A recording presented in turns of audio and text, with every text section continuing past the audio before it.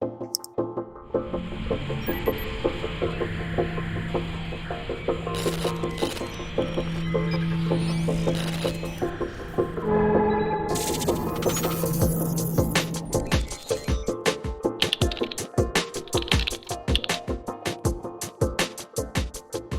je vais vous parler de Symfony Webpack encore. Je ne sais pas s'il y a beaucoup de gens qui font du Symfony ici. Ouais. Il y a beaucoup de gens qui font du front avec Symfony. Oui. Bah parfait. Au moins ça vous parlera. Alors moi qui je suis un développeur back-end, donc forcément le front ça m'éclate pas. Je suis super à fond dans PHP, dans la communauté, tout ça. Du coup, encore une fois, si je suis à fond dans PHP, je suis pas à fond dans JS. Normal. En job, bon, j'ai des occupations en tant que CTO, en tant que freelance, choses comme ça. Donc je vois beaucoup de code assez dégueulasse. Il m'arrive de donner des conférences, dans des écoles, d'enseigner aussi. Et surtout, je suis un hater de JavaScript, assumé, totalement assumé. C'est pas méchant contre JavaScript, hein, c'est juste que c'est pas un langage que j'apprécie particulièrement. Ça a ses qualités, mais ça a aussi énormément d'inconvénients, et surtout l'implémentation qu'on voit la plupart du temps des codes JavaScript a beaucoup d'inconvénients plus que de qualités. Ça c'est ce que je fais en termes de conférences. J'organise ce camp de PHP en Écosse parce que j'habitais en Écosse avant. Si vous voulez venir, c'est en novembre, ce sera le 8 et 9 novembre. C'est pas extrêmement cher, mais il faut aller jusqu'à Édimbourg. Donc il y a ça. J'organise aussi avec Cyril le Dark Mirror Tour au Brésil. Si vous voulez venir, c'est le 7 et 8 juin et le 9 juin aussi, cette année. C'est à Fortaleza, au nord-est du Brésil. Et j'organise Dilontech si jamais vous avez envie d'aller à fond dans le sud. Ici, c'est quand même 2 heures au sud. Et j'essaye de vous aider à organiser la FUP Lorraine comme ce mois-ci, et comme le mois prochain où on sera à Metz le 14 mars, parce qu'il y a le super apéro de la FUP, et donc on sera tout ce truc-là. J'ai voulu faire un talk un peu sur du front-end, donc j'ai cherché un peu ce que les gens disaient des choses, et donc je suis tombé sur un article d'un gars qui s'appelle SpaceFox sur le truc, qui dit en gros que la communauté JavaScript, pour être gentil, est un peu étrange et part un peu dans tous les sens. Voilà. Ça c'est le web comme moi je l'aime, avec W3M, mais c'est pas la réalité. Donc forcément, on est un petit peu obligé de retomber là-dedans, parce que le web moderne, c'est avec du JavaScript. Donc on cherche encore un peu, et on cherche des alternatives. En alternative, on tombe sur Dart, on va dans les questions et réponses de Dart, qui est un projet de Google pour remplacer le JavaScript, et on voit qu'il n'y a aucun navigateur en production qui le supporte. Bon, donc on se dit, pas d'alternative, ok. On cherche encore un peu plus ce qui se passe côté JavaScript, et on tombe sur cet article du mec qui dit, en fait, un singe il peut écrire du JavaScript, mais en même temps il peut pas. C'est-à-dire qu'il peut en faire très mal, mais il peut pas en faire très bien, et il y a une communauté qui maintenant devient stable. Donc on se dit, ok, stabilité, c'est cool. Qu'est-ce qu'on va utiliser? On regarde les outils. Si vous êtes comme moi sur du JavaScript depuis quelques années, vous avez peut-être commencé avec Gulp. Ensuite, la fois d'après, vous avez ouvert le projet, quelqu'un vous a dit non, en fait, il faudrait utiliser Grump. C'est ce qui se fait maintenant. Bon, quelqu'un vous parle de Brunch. Brunch, on zappe parce qu'on a déjà changé 2 fois, ça nous a saoulé, vu qu'à chaque fois qu'on ouvre un truc en JavaScript, on change d'outil. Ça commence à faire beaucoup. Package Manager, on a commencé avec Bower, la fois d'après, hop, pareil, on ouvre le projet, les mecs nous disent non, en fait, c'est tout maintenu. Ok, bon, on va passer à soit celui-là ou celui-là, on va voir quelle est la différence entre les deux, on sait pas trop. Bon, il y en a un qui est plus rapide, ah non, finalement, puis maintenant, ok. On verra. Donc, on a ce site-là, qui est vachement bien fait, qui s'appelle NPM Friend, et qui nous dit les téléchargements des différentes choses. Et donc, on se dit, ok, ils sont tous à peu près là, et là, on a Webpack, qui est en train de se faire sa montée tout seul dans son coin. Donc là, on se dit, peut-être que Webpack, pour le coup, ça vaut le coup d'investir dessus et de l'attendre. Ça, c'est plutôt cool. Donc on se dit, ça va, on aime Webpack. On tombe sur le site de Webpack, il y a ce truc-là, ok, donc beaucoup de bazar égale peu de bazar. Bon, ok. On va partir là-dessus. Effectivement, on se dit que c'est effectivement beaucoup de bazar. On aimerait bien que ce soit rangé à la fin. On va voir comment ça passe. On regarde la configuration est hyper impressionnante, et on se dit finalement j'ai pas envie d'y attendre. On tombe donc sur d'autres alternatives, genre Webpack avec Symfony, donc Webpack encore, ce que je vous présente ce soir, et d'autres alternatives comme Laravel Mix ou des choses comme ça qui vont en fait faire abstraction de la configuration pour nous, donc faire un truc tout clean, to go, où en quelques lignes on va réussir à faire quelque chose. En tant que back-end développeur, on se dit ça c'est cool, parce que si je peux ne pas écrire du JavaScript et puis avoir un truc qui tourne en JavaScript, pourquoi pas? Au moins, je l'utilise, mais je ne le vois pas vraiment, donc c'est cool. Donc on va regarder comment ça s'intègre dans un projet Symfony. En fait, Webpack encore, on peut l'utiliser dans un projet Symfony ou on peut l'utiliser en standalone. Donc là, on va regarder dans Symfony parce qu'on est dans une conférence à flux, donc il faut qu'il y ait un peu de PHP. Jusque là, ça se tient. Si vous n'avez jamais fait de Symfony, si vous ne connaissez pas du tout Symfony, je ne sais pas s'il y en a qui sont dans ce cas-là, Symfony c'est un framework MVC, assez connu, assez moderne, qui essaye de respecter les bonnes pratiques dans tout un tas de domaines, notamment dans l'architecture logicielle. Ça s'installe comme ça, on fait un composer require. Là j'ai fait avec le skeleton, il y a un skeleton website. Le skeleton website amène plein de trucs, là c'est un truc tout simple. En tout c'est juste de la mise en place. Il utilise en grande partie Twig pour le front. Il y a beaucoup de gens qui utilisent Twig, ou il y a beaucoup de gens qui remplacent Twig par autre chose quand ils font du Symfony. Personne ne remplace Twig par autre chose, celle-ci non. Mais donc on peut utiliser Twig qui est un moteur de template. Donc il va nous servir à faire ce qu'on peut faire en PHP et en HTML, mais en mettant une couche par-dessus et en devant faire un cache sur cette couche. Un tas de choses, c'est très intéressant, mais ça amène quelques facilités d'écriture. Ensuite, on fait une route, donc ça c'est que de la logique interne à Symfony pour pouvoir dispatcher comme on veut. Et on fait notre contrôleur, on fait notre template. Ça va être notre contrôleur extrêmement simple qui fait absolument rien. Et un template qui va bien. Ici le template, ici le layout qu'on met autour. Le extends nous fait cette référence-là. Pour le moment, on ne fait pas grand-chose, on arrive à ça. Jusque-là, on se dit, ok, c'est cool. On se dit qu'on va ajouter Bootstrap. Ceux qui ne connaissent pas Bootstrap, Bootstrap c'est un framework front-end pour avoir un peu un CSS et un JS assez standardisé. On va pouvoir l'utiliser un peu de partout et faire des interfaces quand on n'est absolument pas designer. C'est plutôt pratique pour les gens comme moi qui n'ont absolument aucun goût. Et donc pour ça, on pourrait utiliser un CDN. Un CDN, c'est un Content Delivery Network. C'est des serveurs un peu de partout et donc on dépend de quelqu'un d'autre. Il y a beaucoup d'entreprises qui ne veulent pas le faire. On va se dire, sinon on pourrait télécharger les fichiers, les mettre dans notre projet. L'inconvénient qu'on va avoir ici, c'est comment je sais quelle version du truc est utilisée, comment je fais pour faire les mises à jour des versions. Ça va être compliqué, donc ça ne nous plaît pas non plus. Et donc là on se dit, on va le faire avec Webpack encore. Donc on va require encore la partie PHP qui va du coup nous créer un tas de fichiers dans tous ces fichiers-là dans notre projet. Et dans ces fichiers-là, on va retrouver toutes les infos qu'il nous faut pour configurer Webpack et faire tout ce qu'on a à faire avec. Le package.json, c'est un truc qui va nous servir avec yarn npm pour dire quelle dépendance on a. Donc là, notamment, on va avoir une dépendance à Webpack encore.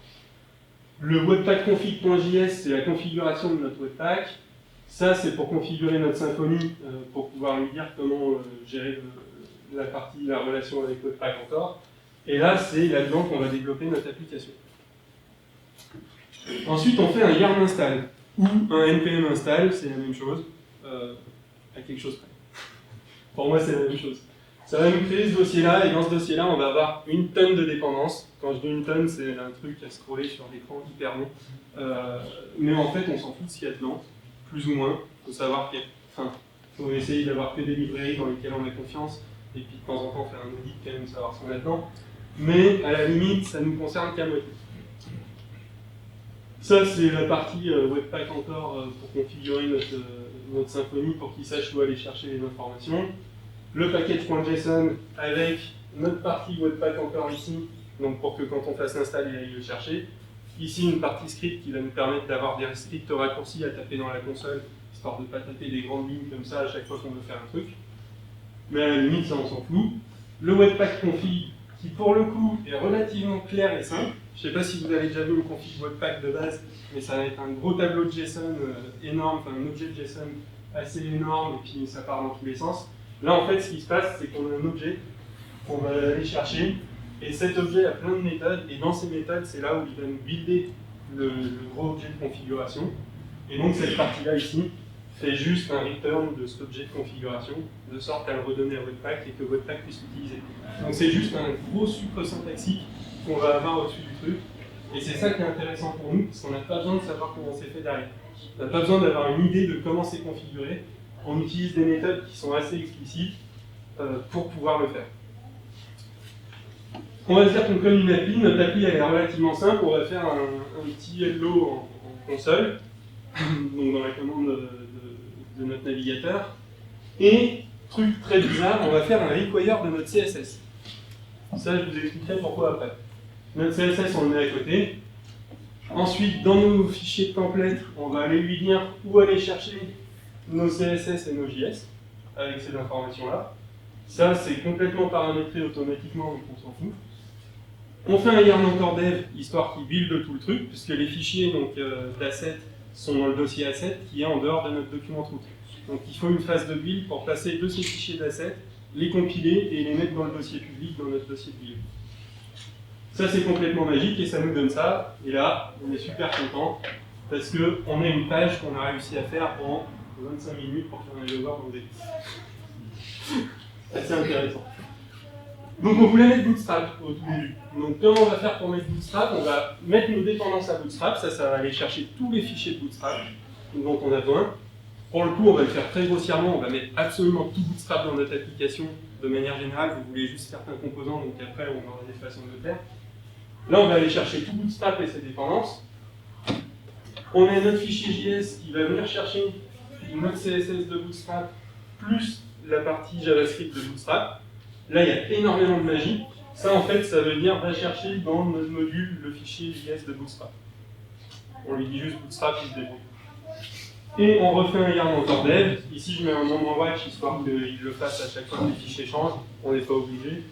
Et ça va nous recompiler tout le bazar et nous donner notre page comme on veut. J'ai mis un petit lien avec un A ici, avec juste histoire qu'on voit un bouton, parce que le H1 c'était pas très explicite qu'on était tombé dans du Bootstrap. Donc, voilà. Et là on se dit, bah, en fait c'est cool, mais on vient de perdre énormément de temps, parce que si j'ai envie de mettre Bootstrap dans un projet, je fais un fichier HTML, je mets Bootstrap en lien, et c'est réglé. Donc pas super cool encore à ce niveau-là. Donc on va essayer de faire un truc plus cool. On va essayer d'ajouter quelques features, histoire que ça devienne intéressant d'utiliser notre stack encore. Est-ce que vous connaissez SAS? Plus ou moins. SAS, c'est un préprocesseur CSS. C'est-à-dire que CSS a un certain nombre de features. CSS va nous permettre de faire des feuilles de style en cascade. Donc de dire, voilà, là, la couleur de ça, c'est ça, et machin, des choses comme ça. Là, on va prendre SAS qui va nous dire en plus, tiens, tu as la possibilité de faire des fonctions, de faire des variables, de faire tout un tas de choses. Et donc, ça va nous permettre de paramétrer carrément notre style entièrement de façon beaucoup plus simple. Par exemple, si je dis couleur principale au lieu de dire rouge, et ben ma couleur principale dans tout mon code, ce sera la couleur que j'aurai assignée à cette variable. Et donc, si je veux changer la couleur principale de mon site, j'ai une variable à changer au lieu d'aller taper dans chaque ligne de mes feuilles de style en cascade. Sachant qu'on a l'habitude de faire du CSS avec énormément de fichiers, bah là au moins ça va nous régler le problème de partout. Donc, on va mettre le SAS loader. Les loaders, c'est des choses qui vont venir au moment de la compilation, enfin de l'interprétation de notre truc, au moment où on va créer le build, pour venir chercher les fichiers. Ils vont regarder les types de fichiers qu'on a. Celui-là, s'il voit des fichiers CSS ou SAS, il va les lire, il va les interpréter, il va nous les mettre en CSS tout seul. Il se démerde. Il fait sa vie, c'est assez cool. Et donc jusque-là, bon, on n'a plus qu'à faire nos petits SCSS, enable l'uploader, ça c'est l'interpréteur SAS, et ça c'est le loader qui vient chercher nos fichiers. Une fois qu'on a ça, on a la capacité de venir faire des variables à nous. Dans ce cas-là, c'est l'exemple ici. Je lui dis, on va prendre le SCSS. Donc lui sait que maintenant il va devoir utiliser son loader pour venir chercher ce truc-là. Ici, je vais déclarer une variable en disant, maintenant en fait rouge c'est plus rouge, c'est violet. Et ensuite, je vais mettre mon Bootstrap. Bootstrap, il connaît cette variable, et en fait, Bootstrap redéfinit cette variable si elle n'a pas été définie avant. Donc Bootstrap, il l'a avec la valeur red, logique, et nous, on lui dit, en fait, non. Là, dans Bootstrap, si on dit red, en fait, c'est violet. Ça va nous permettre, ici, de trouver toutes les variables possibles de Bootstrap, et puis de pouvoir surcharger le truc très facilement. Là, vu que je l'ai mis en purple, ça vient de le faire. Donc c'est impeccable. Et là, je suis très facile, je ne suis pas embêté. Tout va se faire très facilement, on n'a plus qu'à surcharger le code qui nous a été fourni et de mettre la couleur de notre client, par exemple, si on a un client ou quelque chose. Et donc on est très tranquille. Ça, c'est ce qui est généré quand on fait le Webpack encore, enfin le yarn encore. Et donc ça va nous générer dans le dossier public, parce qu'il faut qu'on puisse y accéder, un dossier build qui est configurable, bien sûr, dans lequel on va retrouver notre app.css qui correspond à tout ce qui aurait été fait au niveau du SAS, tout ce qui aurait été transpilé en CSS. Notre app.js qui va avoir pris tout ce qu'on a fait dans la partie JS et qui va nous le convertir avec Babel, histoire que ce soit compatible avec les anciens navigateurs. Donc ça, c'est assez facile à faire en place. Et on va retrouver des fichiers un peu bizarres, ces trois fichiers-là. Alors, le entrypoint.json, il va nous servir à quoi? En fait, au moment où on fait la compilation, la façon dont on va faire référence à nos fichiers, dans notre code, ce serait soit en lui disant directement build runtime.js, soit en faisant comme on avait dit tout à l'heure, c'est-à-dire si je reviens ici, en faisant référence avec des helpers comme ça, où je lui dis seulement app à cet endroit-là, ce qui veut dire que maintenant, si je reviens dans mon fichier ici, le premier helper vient chercher app.js, dans CSS le premier, et le deuxième vient chercher app.js. Et donc en fait, il va savoir quoi charger dans la page grâce à ce tableau-là, tout simplement. D'où la génération de ce truc-là. Celui-là nous fait à peu près la même chose, c'est juste un format différent, c'est des cas d'utilisation différents. Il n'est pas utilisé dans Symfony celui-là, mais si vous le faites à la main, vous utilisez celui-là. Si on génère, tout à l'heure je vous disais yarn encore dev, donc pour le développement, si on le génère en production, là ça va devenir plus intéressant. Ce que je vous ai montré tout à l'heure quand on faisait la configuration de notre webpack encore, je ne vous ai pas montré la ligne exacte, mais à un endroit, on mettait .enable versioning sur notre objet encore, qui va nous permettre d'activer du versioning sur nos versions de fichiers, enfin sur nos fichiers CSS et JS. Donc ça va nous servir à faire notamment du cache de string en HTTP. C'est-à-dire que vos assets, en général, vous allez les mettre en cache HTTP, vous allez avoir un header qui va dire au navigateur du client, ça quand tu l'as pris une fois, tu le gardes et tu resserres toujours ce truc-là au lieu d'aller le chercher en ligne. Le problème de ça, c'est que le jour où vous le changez, vos clients vont toujours le chercher sur leur navigateur et ils ne viennent pas le chercher sur votre serveur. Là, vu qu'on enable le versioning, on va avoir une date ici qui va se mettre, ou un code, je ne sais pas exactement ce que c'est, je n'ai jamais allé regarder comment il était généré, mais quelque chose de relativement unique, de sorte à ce qu'à chaque fois que l'utilisateur vienne chercher votre fichier, ce soit un fichier différent. Donc on n'aura plus de problème de cache HTTP. Par contre, on aura un autre problème, qui est comment je fais référence à un fichier comme ça. La beauté de ce truc-là, c'est que comment on y fait référence, en fait, on avait notre manifeste et on avait notre entry point, et donc eux sont mis à jour. Donc si je fais une référence à build.runtime.js, il sait qu'il va pouvoir venir chercher celui-là. De la même façon, avec le helper que j'utilisais tout à l'heure, de toute façon, il venait chercher app.js et il prenait tous les trucs qu'il y avait là, il continue à faire ça. Donc on vient de résoudre un problème qu'on avait ou qu'on n'avait pas encore, mais qu'on aurait eu à un moment. Et là, ça commence à être intéressant. Alors vous allez me dire, ok, mais alors par exemple, si j'ai des images dans mes templates, comment ça se passe? Parce que pour le moment, on a vu le CSS. Si on met des images dans le CSS, de toute façon, on a la phase de compilation sur le CSS, donc il va nous remplacer les liens. Par contre, si notre image elle est directement dans notre template, on n'aura rien qui va passer dessus. À ce moment-là, on va faire un truc encore plus bizarre, qui est de faire un require de notre image à l'intérieur de notre fichier JS applicatif. Alors là, au début, moi j'étais un peu perturbé, je ne voyais pas le lien entre mes images et puis mon JS. En fait, c'est juste pour indiquer à notre JS, quand il fait sa compilation et qu'il fait son build, tiens, va chercher cette image-là et mets-la moi dans le dossier de build. C'est juste pour ça, ça sert uniquement à ça. Et ça va lui servir du coup à nous dire, ok, si je suis en prod, je vais rajouter un numéro de version, je vais faire tous ces trucs-là, et puis du coup ça va se mettre automatiquement, tout bien comme il faut. J'aurais plus qu'à utiliser mes petites accolades et mon asset simple comme ça, et puis il ira chercher la bonne version, il se débrouillera tout seul. Encore une fois, extrêmement pratique pour le cache de string et le version. Par contre, là, dans ce que je vous ai montré, j'ai mis tout bootstrap. Et vous n'avez pas besoin de tout bootstrap. Beaucoup de sites font ça, mettent notamment des modals, des choses comme ça. Est-ce que vous utilisez des modals sur toutes les pages? Probablement pas. Donc là, un autre avantage qu'on va avoir, ça va être de pouvoir faire des choses par page. Donc on va pouvoir aller chercher, on avait tout à l'heure un identity comme ça qui nous faisait app et qui allait chercher notre app.js. On va pouvoir ajouter d'autres entrées. Il faut considérer une entrée comme soit une application entière, soit une page de notre application. Là, si on fait comme ça, on va pouvoir se dire, tiens, je vais pouvoir cumuler app et home, par exemple, et comme ça avoir un CSS, un JS et tout ce que je veux en plus pour ma homepage uniquement. Dans ce cas-là, je prends mon image, mais, par exemple, et donc mon image, elle sera mise au moment où on utilise mon truc de ma home. Donc si j'ai pas d'autre page, si je fais jamais ma page de home, j'aurai jamais ce truc-là. et donc je suis tranquille. Ça fait qu'il va falloir que je rajoute un link tag et un script tag pour pouvoir ajouter mon entry aussi à ces endroits-là. Une autre chose qu'on aurait pu faire, c'est sortir celle-là directement dans le layout, comme ça on n'aurait pas overridé à chaque fois, et puis ça aurait été plus simple aussi. À vous de voir comment vous architecturez vos templates, ça c'est vous qui voyez. Après on se dit, ok, si on veut faire un peu plus de JS, un peu plus de trucs compliqués, les gens adorent mettre du JS partout maintenant, pourquoi pas. On va se dire, ok, je veux bien faire du JS, mais du JS propre, donc du TypeScript. Pour faire ça.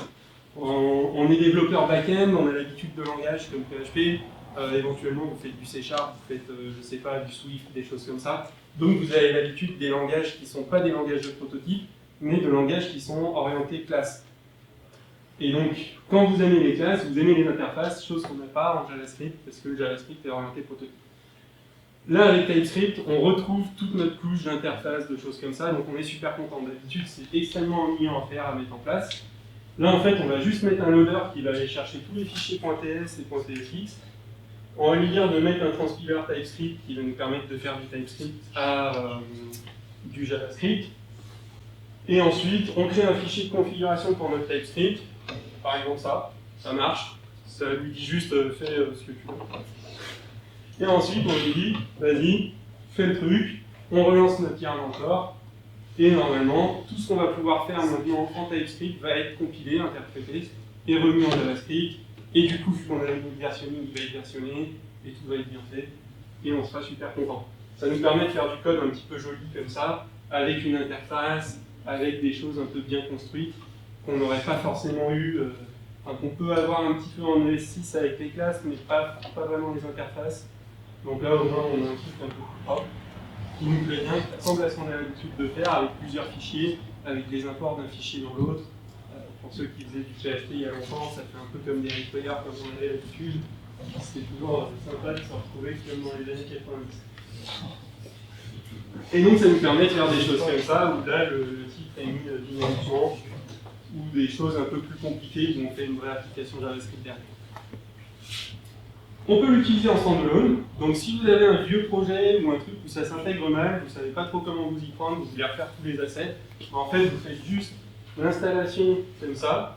Par contre derrière vous allez devoir faire votre intégration vous-même. Là où on avait l'intégration dans Twig très facile avec les links, là vous n'avez pas les links, donc vous allez devoir venir lire dans ces fichiers de configuration là qui sont générés, de sorte à faire vous-même votre viewalter et du coup à lire ces fichiers là et à afficher vos liens.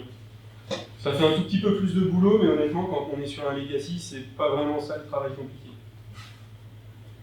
Voilà à peu près l'idée du truc. L'idée c'était de faire du JavaScript avec pas trop de JavaScript, parce qu'on n'aime pas trop ça. Et donc, ça s'est bien passé.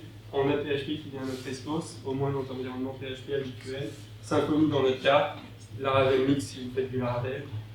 Et donc voilà. Si vous avez des questions, je suis encore là pour les pizzas au moins. Puis voilà, n'hésitez pas si vous avez des retours.